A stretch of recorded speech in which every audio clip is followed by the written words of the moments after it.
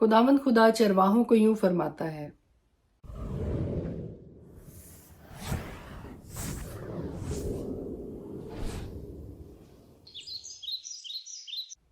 खुदाए कदूस के जिंदा जलाली बाबरकत पुरफजल नाम में एक बार फिर आपको मेरा सलाम। मेरा नाम एस्टर हारून है और हर रोज़ खुदा का जिंदा कलाम लेकर आपके सामने आती हूँ। आज जो थॉट ऑफ द डे आपके लिए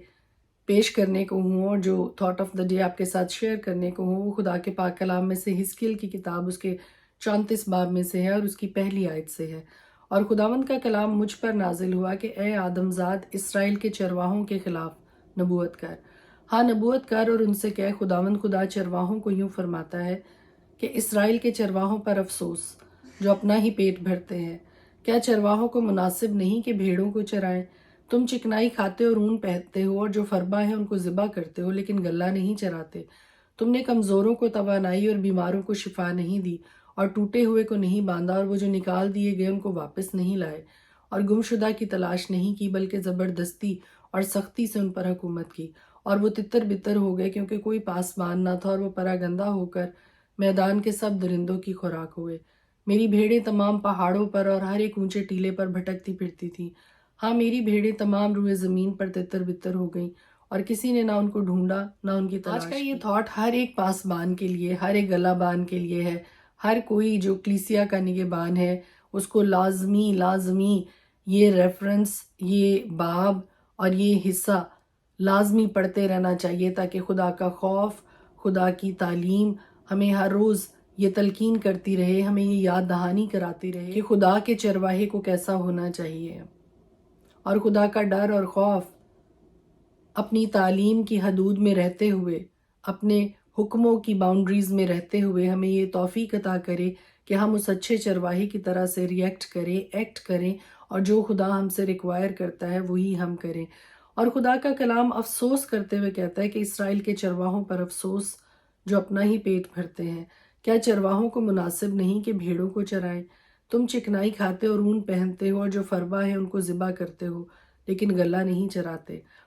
और यहाँ पर ये बात मैं वाजे कर देना चाहती हूँ कि वो सब बहन भाई जो खिदमत में हैं और खुदा की खिदमत करते हैं, इसका हरगिज़ ये मतलब नहीं है कि उस खिदमत के सिले में जो भी रुपया पैसा आपके पास आता है वो सब का सब आपका और आपके ख़ानदान का है, बल्कि उस रुपए पैसे पर पूरा का पूरा हक कलीसिया का है, कलीसिया की बहबूद का है, बहबूद व तरक्की का है। और उससे कम्युनिटी को, क्रिश्चियन कम्युनिटी को और ज़्यादा स्ट्रॉन्ग बनाने के लिए, खुदा के मिशन को और ज़्यादा स्ट्रॉन्ग बनाने के लिए ये रुपया पैसा इस्तेमाल होना चाहिए। हर एक पास्टर जो किसी भी कलीसिया का चरवाहा है, निगहबान है, गलाबान है, उसको भी एक कलीसिया के रुकन की तरह से अपने आप को ट्रीट करना चाहिए और अपने आप को खुदा की हजूरी में वैसे ही पेश करना चाहिए जैसे कलीसिया के दूसरे रुकन हैं। और खुदा की हजूरी में अपनी दायकी भी खुदा की हजूरी में लेकर आनी चाहिए। आप यकीनन जिस खेत में काम करते हैं आपकी मजदूरी उसी खेत में से निकलती है, लेकिन मजदूरी निकालना और सारा का सारा मालो दौलत समेट लेना और सबका सब रुपया पैसा ऐंठ लेना ये खिदमत नहीं है। खुदा के काम को खुदा के काम की तरह से ही ट्रीट करें। की सबसे खूबसूरत बात मुझे ये लगती है कि यहाँ पे पास्टर साहिब अपनी एक लगी बंदी तनख्वाह लेते हैं और एक एक रुपए का, एक एक धेले का हिसाब किया जाता है और हर एक दायकी हदिया जो कुछ हर संडे को या जितनी भी मीटिंग्स होती हैं जो कुछ आता है उनको उनकी अकाउंटेबिलिटी होती है कि वो रुपया पैसा कहाँ पे खर्च होता है, किस तरफ को जाता है। और कोई भी शख्स इंक्लूडिंग पास्टर साहिब सारा का सारा रुपया पैसा अपनी ज़ात पे, अपने घर वालों की ज़ात पे खर्च नहीं कर सकता। सबसे पहले वो अपनी दायकी खुदा की हजूरी में लेकर आते हैं ताकि दूसरों के लिए एक अच्छा नमूना हो कि कैसे उन्होंने अपनी कमाई में से खुदा का 10वां हिस्सा निकालना है। क्योंकि जैसे कलीसिया के बाकी अरकान को खुदा की बरकत की ज़रूरत है अपने फाइनेंसेस पे, एक पास्टर साहिब को भी उतनी ही बरकत की ज़रूरत है और उसी तौर से खुदा की हजूरी में आने की ज़रूरत है जैसे बाकी सब कलीसिया के रुकन खुदा की हजूरी में आते हैं। और यहाँ पर मैं ज़रूर इनकरेज करूँगी कि आप और वसाइल अपने लिए पैदा करें और इन्वेस्टमेंट्स करें अपने लिए और तरीके निकालें अपने लिए ताकि आप अपनी मेहनत की कमाई से खुदा के नाम को जलाल देने के लिए उस रुपए पैसे को इस्तेमाल कर सकें। आप खुदा के खेत में से पैसों को अपनी ज़ात पे ना खर्च करें بلکہ اپنی کمائی کو، اپنے روپے پیسے کو خدا کے نام کے لیے استعمال کریں، خدا کے نام کو جلال دینے کے لیے استعمال کریں۔ اس کے لیے چاہے آپ کو کوئی چھوٹا موٹا بزنس کرنا پڑتا ہے، کوئی اپنے گھر کے کسی فرد کو کسی بزنس میں لگائیں، کسی جاب پہ لگائیں، جس طرح سے بھی آپ کر سکتے ہیں خدا کے کام کے لیے، کیونکہ جتنے بھی نئے عہد نامہ کے آپ رسولوں کی زندگی پر غور کریں تو وہ سب کے سب کچھ نہ کچھ کام کرتے تھے اپنے لیے کمائی کا وسیلہ بنانے کے لیے، اور اس پر ہم بہت جلد بات کریں گے۔ may God bless you، خداوند آپ کے ساتھ ہو۔ صرف اپنے آپ کو فربہ نہیں کرنا، اپنے آپ کو اونی اور کتانی لباس سے ملبس نہیں کرنا ہے، اپنے آپ کو چکنائی سے سیر نہیں کرنا ہے، بلکہ خدا کے پیسے کو خدا کے کاموں کے لیے صرف کرنا ہے۔ خدا کے پیسوں سے خدا کی بادشاہی کی ایکسٹینشن کے کام کرنے ہیں۔ may God bless you، خداوند کی برکت، خداوند کی رحمت آپ سب کے ساتھ ہو، آمین۔ خدا کے پاک کلام میں سے آج ہم دیکھیں گے حزقیل کی کتاب، اس کا 32 باب۔ 12ویں برس کے 12ویں مہینے کی پہلی تاریخ کو خداوند کا کلام مجھ پر نازل ہوا کہ اے آدم زاد، شاہ مصر فرعون پر نوحہ اٹھا اور اسے کہہ تو قوموں کے درمیان جوان شیر ببر کی مانند تھا، اور تو دریاؤں کے گھڑیال سا ہے، تو اپنی نہروں میں سے ناگا نکل آتا ہے، اور تو نے اپنے پاؤں سے پانی کو تہ و بالا کیا اور ان کی نہروں کو گدلا کر دیا۔ خداوند خدا یوں فرماتا ہے کہ میں امتوں کے انبوہ کے ساتھ تجھ پر اپنا جال ڈالوں گا، اور وہ تجھے میرے ہی جال میں باہر نکالیں گے۔ تب میں تجھے خشکی میں چھوڑ دوں گا اور کھلے میدان پر تجھے پھینکوں گا، اور ہوا کے سب پرندوں کو تجھ پر بٹھاؤں گا، زمین کے درندوں کو تجھ سے سیر کروں گا، اور تیرا گوشت پہاڑوں پر ڈالوں گا اور وادیوں کے تیری بلندی سے بھر دوں گا، اور میں اس سرزمین کو جس کے پانی میں تو تیرتا تھا پہاڑوں تک تیرے لہو سے تر کروں گا، اور نہریں تجھ سے لبریز ہوں گی۔ اور جب میں تجھے نابود کروں گا تو آسمان کو تاریک اور اس کے ستاروں کو بے نور کروں گا، سورج کو بادل سے چھپاؤں گا اور چاند اپنی روشنی نہ دے گا، اور میں تمام نورانی اجرام فلک کو تجھ پر تاریک کروں گا، اور میری طرف سے تیری زمین پر تاریکی چھا جائے گی، خداوند خدا فرماتا ہے۔ اور جب میں تیری شکستہ حالی کی خبر کو قوموں کے درمیان ان ملکوں میں جن سے تو ناواقف ہے پہنچاؤں گا تو امتوں کا دل آزردہ کروں گا، بلکہ بہت سی امتوں کو تیرے حال سے حیران کروں گا، اور ان کے بادشاہ تیرے سبب سے سخت ترساں ہوں گے۔ جب میں ان کے سامنے اپنی تلوار چمکاؤں گا تو ان میں سے ہر ایک اپنی جان کی خاطر تیرے گرنے کے دن ہر دم تھر تھر آئے گا، کیونکہ خداوند خدا یوں فرماتا ہے کہ شاہ بابل کی تلوار تجھ پر چلے گی۔ میں تیری جمعیت کو زبردستوں کی تلوار سے جو سب کے سب قوموں میں ہیبت ناک ہیں ہلاک کروں گا، اور وہ مصر کی شوکت کو موقوف اور اس کی تمام جمعیت کو نیست کریں گی، اور میں اس کے سب جانوروں کو آب کثیر کے پاس سے نابود کروں گا، اور آگے کو نہ انسان کے پاؤں سے گدلا کریں گے نہ حیوان کے سم۔ تب میں ان کا پانی صاف کر دوں گا اور ان کی ندیاں روغن کی طرح جاری ہوں گی، خداوند خدا فرماتا ہے۔ جب میں ملک مصر کو ویران اور سنسان کروں گا اور وہ اپنی معموری سے خالی ہو جائے گا، جب میں اس کے تمام باشندوں کو ہلاک کروں گا، تب وہ جانیں گے کہ خداوند میں ہوں۔ یہ وہ نوحہ ہے جس سے اس پر ماتم کریں گے، قوموں کی بیٹیاں اس سے ماتم کریں گی، وہ مصر اور اس کی تمام جمعیت پر اسی سے ماتم کریں گی، خداوند خدا فرماتا ہے۔ پھر 12ویں برس میں مہینے کے 15ویں دن خداوند کا کلام مجھ پر نازل ہوا کہ اے آدم زاد، مصر کی جمعیت پر واویلا کر، اور اس کو اور نامدار قوموں کی بیٹیوں کو پاتال میں اترنے والوں کے ساتھ زمین کے اسفل میں گرا دے۔ تو حسن میں کس سے بڑھ کر تھا؟ اتر اور نامختونوں کے ساتھ پڑا رہ، وہ ان کے درمیان گریں گے جو تلوار سے قتل ہوئے، وہ تلوار کے حوالہ کیا گیا ہے، اسے اور اس کی تمام جمعیت کو گھسیٹ لے۔ زوراوروں میں سب سے توانا ہے، پاتال میں اس سے اور اس کے مددگاروں سے مخاطب ہوں گے۔ وہ پاتال میں اتر گئے، وہ بے حس پڑے ہیں، یعنی وہ نامختون جو تلوار سے قتل ہوئے۔ اسور اور اس کی تمام جمعیت وہاں ہیں، اس کی چاروں طرف ان کی قبریں ہیں، سب کے سب تلوار سے قتل ہوئے ہیں، جن کی قبریں پاتال کی تہ میں ہیں، اور اس کی تمام جمعیت اس کے قبر کے گردا گرد ہے، سب کے سب تلوار سے قتل ہوئے جو زندوں کی زمین میں ہیبت کا باعث تھے۔ اعلام اور اس کی تمام گروہ جو اس کی قبر کے گردا گرد ہیں وہاں ہیں، سب کے سب تلوار سے قتل ہوئے ہیں، وہ زمین کے اسفل میں نامختون اتر گئے جو زندوں کی زمین میں ہیبت کا باعث تھے، اور انہوں نے پاتال میں اترنے والوں کے ساتھ خجالت اٹھائی ہے۔ انہوں نے اس کے لیے اور اس کی تمام گروہ کے لیے مقتولوں کے درمیان بستر لگایا ہے،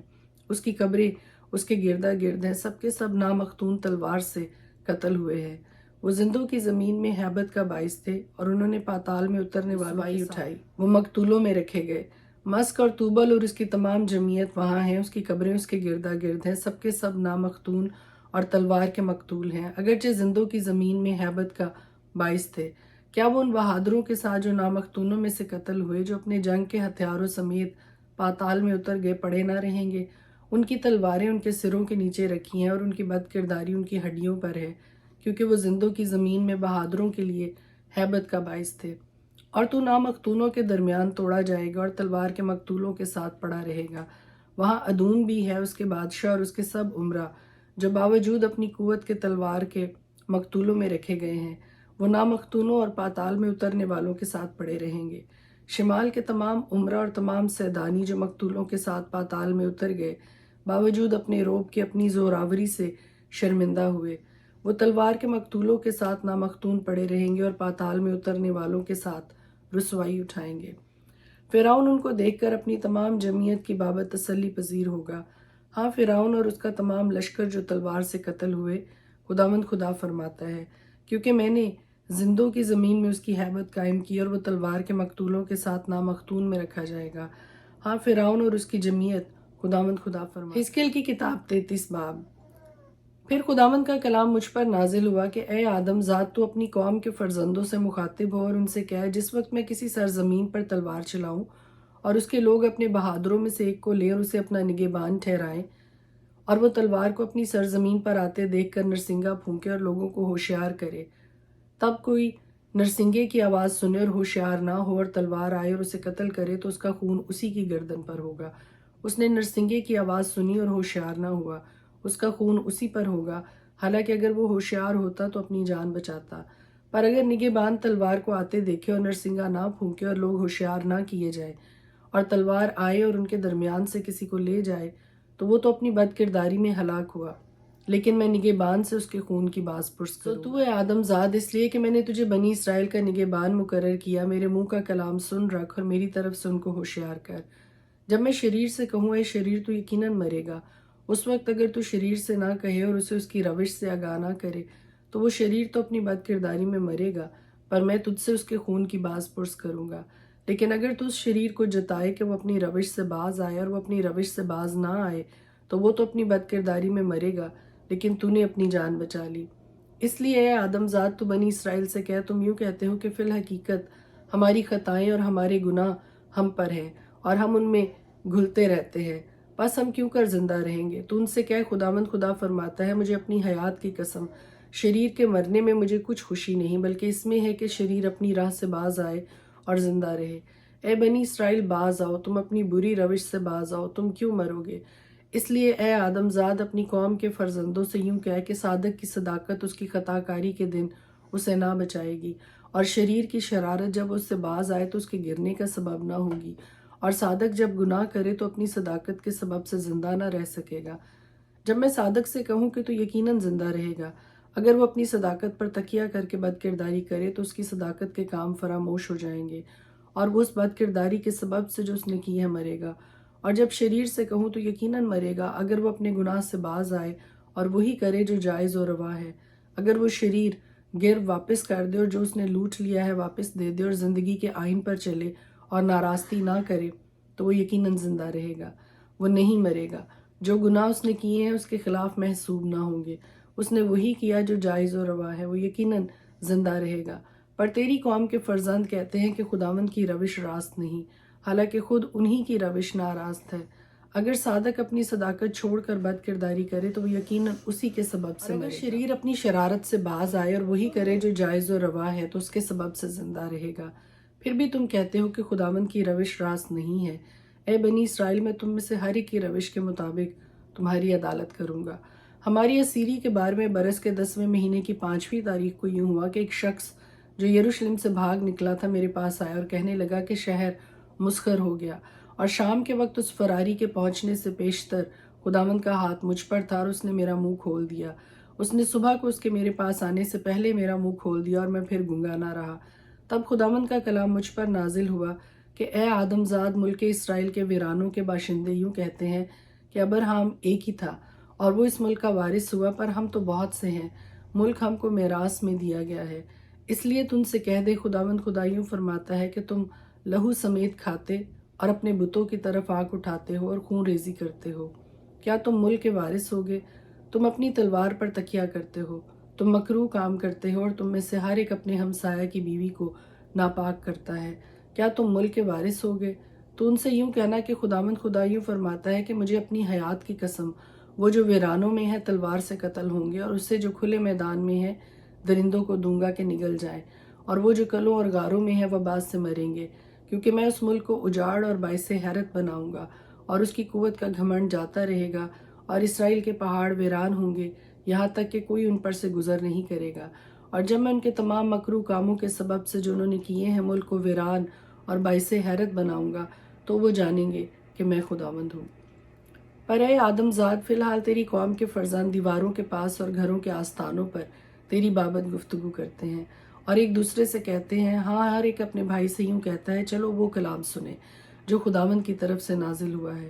وہ امت کی طرح تیرے پاس آتے اور میرے لوگوں کی مانند تیرے آگے بیٹھتے اور تیری باتیں سنتے ہیں، لیکن ان پر عمل نہیں کرتے، کیونکہ وہ اپنے منہ سے تو بہت محبت ظاہر کرتے ہیں، پر ان کا دل لالچ پر دوڑتا ہے۔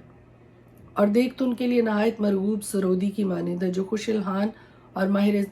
ماہر ساز بجانے والا ہو، کیونکہ وہ تیری باتیں سنتے ہیں لیکن ان پر عمل نہیں کرتے۔ اور جب یہ باتیں وقوع میں آئیں گی، دیکھ وہ جلد وقوع میں آنے والی ہیں، تب وہ جانیں گے کہ ان کے درمیان ایک نبی تھا۔ حزقیل کی کتاب، اس کا 34 باب۔ اور خداوند کا کلام مجھ پر نازل ہوا کہ اے آدم زاد، اسرائیل کے چرواہوں کے خلاف نبوت کر۔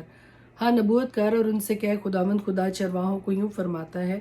کہ اسرائیل کے چرواہوں پر افسوس جو اپنا ہی پیٹ بھرتے ہیں۔ کیا چرواہوں کو مناسب نہیں کہ بھیڑوں کو چرائیں؟ تم چکنائی کھاتے اور اون پہنتے ہو اور جو فربا ہیں ان کو ذبح کرتے ہو، لیکن گلہ نہیں چراتے۔ تم نے کمزوروں کو توانائی اور بیماروں کو شفا نہیں دی، اور ٹوٹے ہوئے کو نہیں باندھا، اور وہ جو نکال دیے گئے ان کو واپس نہیں لائے، اور گم شدہ کی تلاش نہیں کی بلکہ زبردستی اور سختی سے ان پر حکومت کی، اور وہ تتر بتر ہو گئے کیونکہ کوئی پاسبان نہ تھا، اور وہ پراگندہ ہو کر میدان کے سب درندوں کی خوراک ہوئے۔ میری بھیڑیں تمام پہاڑوں پر اور ہر ایک اونچے ٹیلے پر بھٹکتی پھرتی تھیں۔ ہاں، میری بھیڑیں تمام روئے زمین پر تتر بتر ہو گئی، اور کسی نے نہ ان کو ڈھونڈا نہ ان کی تلاش کی۔ اس لیے اے پاسبانوں، خداوند کا کلام سنو۔ خداوند خدا فرماتا ہے، مجھے اپنی حیات کی قسم، چونکہ میری بھیڑیں شکار ہو گئیں، ہاں، میری بھیڑیں ہر ایک دشتی درندہ کی خوراک ہوئی، کیونکہ کوئی پاسبان نہ تھا، اور میرے پاسبانوں نے میری بھیڑوں کی تلاش نہ کی، بلکہ انہوں نے اپنا پیٹ بھرا اور میرے بھیڑوں کو نہ چرایا۔ اس لیے اے پاسبانوں، خداوند کا کلام سنو۔ خداوند خدا یوں فرماتا ہے کہ دیکھ، میں چرواہوں کا مخالف ہوں اور اپنا غلہ ان کے ہاتھ سے طلب کروں گا، اور ان کو غلہ بانی سے معزول کروں گا، اور چرواہے آئندہ کو اپنا پیٹ نہ بھر سکیں گے، کیونکہ میں اپنا غلہ ان کے منہ سے چھڑا لوں گا تاکہ وہ ان کی خوراک نہ ہو۔ کیونکہ خداوند خدا فرماتا ہے، دیکھ، میں خود اپنی بھیڑوں کی تلاش کروں گا اور ان کو ڈھونڈ نکالوں گا، جس طرح چرواہا اپنے غلہ کی تلاش کرتا ہے جبکہ وہ اپنی بھیڑوں کے درمیان ہو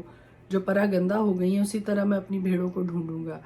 اور ان کو ہر جگہ سے جہاں وہ ابر اور تاریکی کے دن تتر بتر ہو گئی ہیں چھڑا لاؤں گا، اور میں ان کو سب امتوں کے درمیان سے واپس لاؤں گا اور سب ملکوں میں سے فراہم کروں گا اور انہی کے ملک میں پہنچاؤں گا، اور اسرائیل کے پہاڑوں پر، نہروں کے کنارے اور زمین کے تمام